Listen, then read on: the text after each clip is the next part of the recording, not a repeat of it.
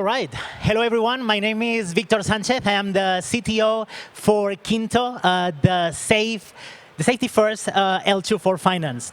Today, I'm going to be introducing what Kinto is, what are we striving for as an L2, how we build this L2, but even more importantly, how you can start building on Kinto today. So, what are we? We are essentially the first L2 using the Arbitrum Nitro stack, and of course, we settle on Ethereum mainnet. I'm sure you are familiar with Arbitrum and the Orbit stack. The Orbit concept is, of course, around building L3s that settle as an L2 in Arbitrum. However, we run parallel to Arbitrum 1 and to Arbitrum Nova settling on Ethereum mainnet. The objective for this and why we chose to create using this Nitro stack, but settling on Ethereum mainnet, it was, of course, because we wanted direct access to that liquidity, that innovation, and essentially having Kinto connected to where the talent and the developers are. Our mission as a company and our mission as chain builders is to create a safe space for developers, first and foremost. And that safe space is to basically bring together two groups that have been historically at odds when we talked about crypto. We want to have both DeFi and TradFi finally interacting in a safe space. In order to do that, we have essentially proposed two main core values for what Kinto does and what we represent. Those two main core values are security and usability. This kind of sounds stupidly simple if you think about it, but the reality is that this is extremely important, and it makes the difference between what is needed today for onboarding that next 1 million, 10 million, 100 million users to crypto. How are we going to do this? I'm going to be covering some of those. Basically, security-wise, we want a place that, yes, you're going to have to KYC, and you, probably as a Kinto, as a crypto native as well, you are as allergic to the KYC, KYB, AML concept as any of us were. However, you have done probably KYC already in plenty of other spots when you are inside the crypto space. However, we still are very sensitive to the KYC allergy that you may feel as a developer and as a crypto native when you are talking on that. This is why we have two concepts that matter quite a bit. The first one is the user-owned KYC. Your data is yours and only yours. Nothing is going to be stored on chain, and I'm going to go into the details on how we implemented that to make sure that the data never touches the chain, and most importantly, that your on-chain activity and your identity, your PII, are never connected unless you allow them to do that to the apps or protocols that you have on top of our chain. And the second one, of course, is usability. Right now, getting to have a proper wallet, having the experience in your crypto life being as secure as it would be in TradFi, you still need some of the things that we are going to propose today. And thankfully, there is account abstraction. The concept of account abstraction can provide both pillars that we are looking at Kinto, security and usability, and we're going to speak a little bit on how we build that. Before that, what are we proposing as Kinto? Essentially, Kinto is, again, made for developers. It doesn't matter if you're a veteran or if you are just starting, but we're going to have three main core features that I want to speak today about. Number one, Kinto is still very much permissionless and very much decentralized. This means no one can stop you to start today on Kinto doing your KYC and doing your KYB. Not only that, the moment that we launch governance in a month or two time, you are going to be able to, through governance, approve new KYC and new KYB providers. We are not going to impose onto you which KYC or which KYB provider is going to have access to that data. You already are a Coinbase user, that's great. You probably use Plaid. In that case, you can select that KYC provider to onboard your Kinto experience. Second, we are fully EVM compatible. We know where the talent and where most of the already built community and value are. We want not to reinvent the wheel here. Kinto is fully EVM compatible. Finally, we're going to offer to these TradFi and DeFi protocols, especially we're targeting, obviously, financial applications. One of the kind of first booms in Kinto is going to be real-world assets, RWAs. And what we are offering here is the ability to be fully compliant on top of Kinto. However, if today you want to be fully compliant, as a developer or as a user, it's an absolute nightmare. Imagine this. You have to go either to an L1 that is a private garden, and then you go to all the pain of the KYC and the KYB process, only to find yourself isolated from the TVL, isolated from the talent, and isolated from the Ethereum ecosystem. Or you can select to go in one of the many protocols that are doing an excellent job in an L1 like Ethereum mainnet, but then you're going to have to KYC one time for this protocol, one time for that protocol, and yet another one for the third and fourth one.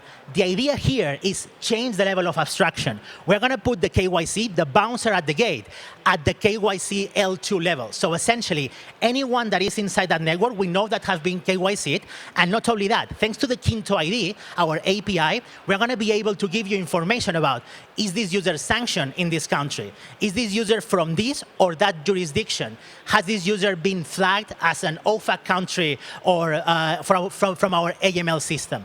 And you're going to be able to access all of that information as a protocol with just one line of code. So, in order to talk about Kinto, we also need to talk about the 4 differences that we have activated on our L2. Number 1, EOAs are disabled by default on Kinto.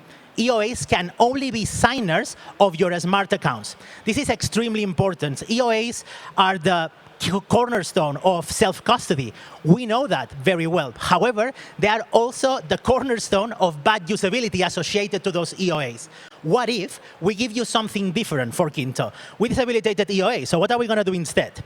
We're going to give every single user that connects to our network, and this is part already of our onboarding that you can do today, we're going to give them a smart contract wallet, based, of course, on EIP 4337, compatible with everything that has been developed so far. And this is going to be the safest, most important wallet that you have ever owned. We'll see how in a second. Finally, all users need to have a valid Kinto ID. This is a soul-bound NFT that you create as part of your KYC process. And think about it like you would think about your passport. This information is yours and only yours. However, on-chain, we're going to be able to stamp this passport either positively or negatively.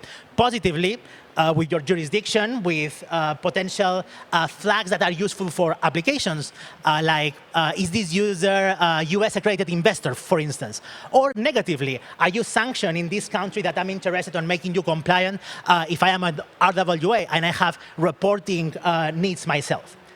Fourth one, we are applying this KYC and these compliance rules in the Geth level. We modified slightly the Arbitrum stack. So basically, we are guaranteeing that anyone that either doesn't have a Kinto ID, hasn't gone through that process, and therefore could be a counterparty risk for any of our protocols that are going to be deploying and acting on Kinto, cannot interact with the chain. And at the same time, if you have been sanctioned, either for one of our security systems, for AML, fraud, you are on and off a country, etc., we are able to stop you at the Geth level before you get to interact with any contracts at all in the chain. This is really important for the security aspect as well.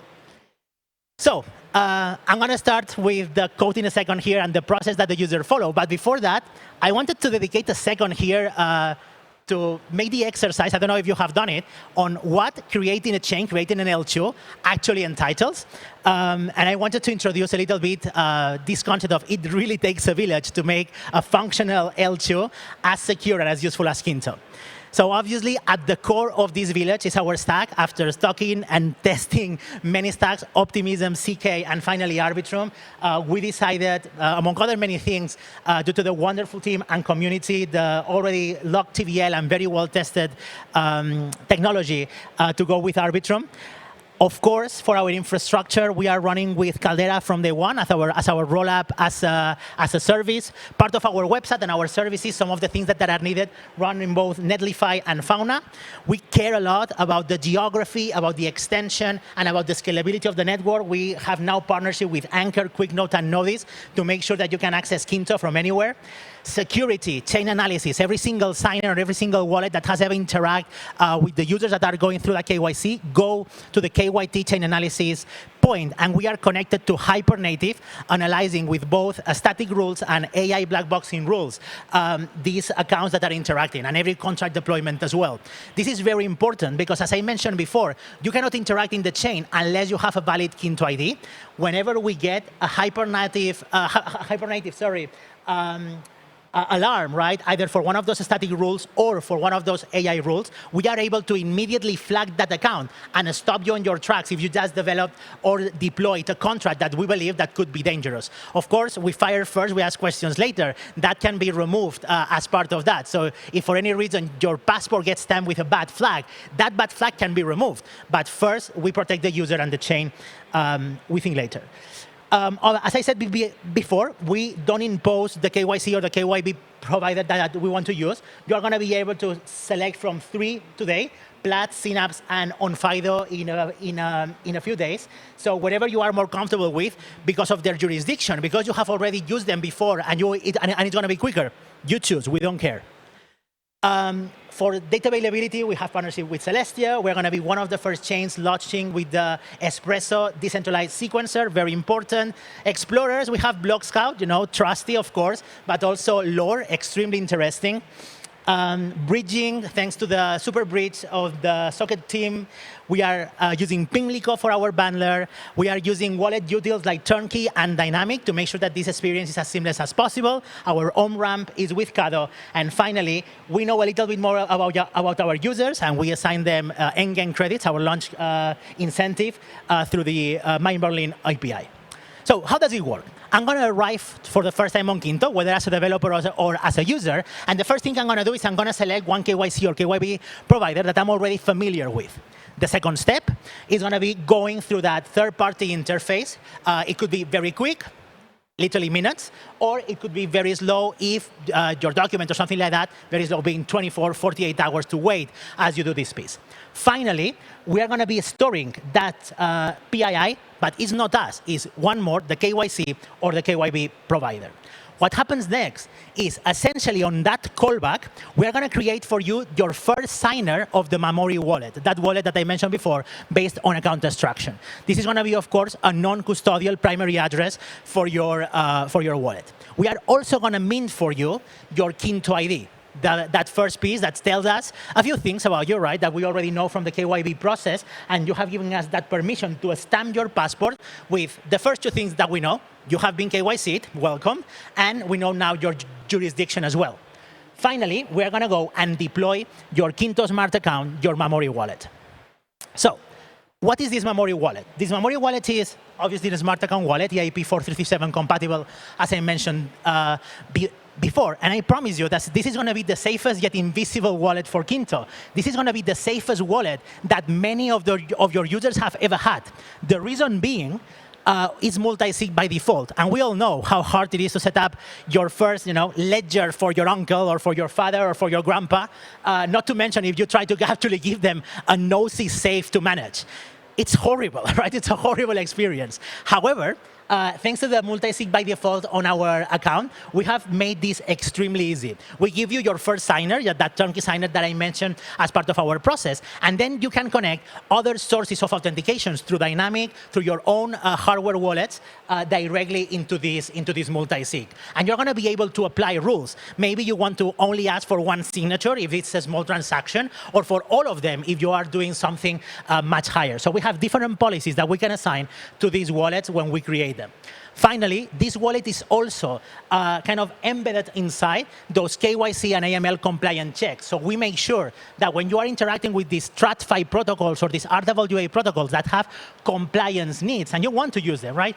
You want to be able to invest in treasuries or to be able to use collateral typical from DeFi, but then invest it into real world assets. You want to be able to do that, and you're going to be able to do so with this. Finally, it takes about 20 seconds to do all the operations that are needed to create your wallet, to fund it the first time, and things like that, because everything is passkey-based. So I'm sure you have seen already plenty of demos on how passkeys can change crypto. But right now, my face or my fingerprint can be one of those signers, and I can be very, very quick on how I do these passkey-based signatures. Of course, because we are KYC, KYB based, you have the ability as well to directly use something like KYC-based recovery. If you were to lose all of the signers, right, that are part of that multi-sig, and you are unable to recover, you always can go to the KYC or KYB process again to recover that original key from the recovery wallet. And finally, again, the easy and straightforward UX to make all of this possible. So a few things. I promise that I will show you some code, and I have only a few minutes left here. So let's see what I can do whenever I'm using this Kinto wallet. So the first thing is, obviously, because we have disabled EOAs, everything needs to go through the account extraction entry point, right? So in order to do that, we have added a few utils that comes with the wallet factory itself. So if you don't want to go directly through the entry point and encode your deployment of a contract through a user operation, and I'm going to show you how to do that in a second, you can use some of our API utils, as I mentioned, in the wallet factory. So this will allow you to call directly, even from an EOA, from a developer perspective, to deploy those contracts, even though they will be, of course, associated to your EOA that has that valid Kinto ID that I mentioned before. So wallet factory deploy contract is the method that will allow this. I will provide links for all of this at the end of this conference. The other thing that is extremely important, and when we are talking about usability, our dream for Kinto is that at the end, as a developer, you are going to know that Kinto is a crypto network, a crypto L2 as the base, but we want users to forget about that. And in order to forget about that, we want them to forget about the complications of the non-custodial wallets. That's why we created these smart accounts with the different signers. And of course, we want to create as well the ability of have what they seem to experience as gasless operation. This is why all contracts and all wallets can actually be a sponsor through our paymaster. Again, EIP 4337 base. You can check on the balance of that wallet or on the contract that you are deploying and making sure that your users never pay for that. You can charge them later as part of your own operation, but this way they don't need to have any currency, any part of it already on their wallet. So they have that gasless experience without having to worry if I have or not the native currency in order to pay for it. Finally, user operations, of course, if you are using account extraction, you are going to have to encapsulate all of your operations to this piece. We have created in our repository on the Kinto core the create user operation helper, if you like. It's very easy. And here you see another very important aspect of our wallet, and it's the ability to whitelist and block application. So the first thing that you will do as a developer is making sure that you whitelist the new application that you are developing, in this case, the very complex counter. So you can whitelist that app, sending the addresses that are forming part of those apps and different flags that you can mark. And again, happy to share the API at the end of this part. So finally, you're going to be calling one more, right? You're adding one more user operation. This is why, again, user operations can make this very, very quickly because we can send several at once. We are going to be sending that whitelisting operation and our first increment encoding with the signature on that part. And again, we're going to provide the utils so you can do this in an extremely easy way. Finally, either you as a developer or the bundler will pick it up. You can just call the entry point handle operations, and you will process those operations from top to bottom as shown in here. I promised you one-liners, right, for everything else. I know that I'm almost done, but I didn't want it to go away without showing you this. How do we know if your user is KYC'd? One line. Kinto ID is KYC. How do you know if it has one or another trait? Traits are listed on our website. You can go right now to those documents.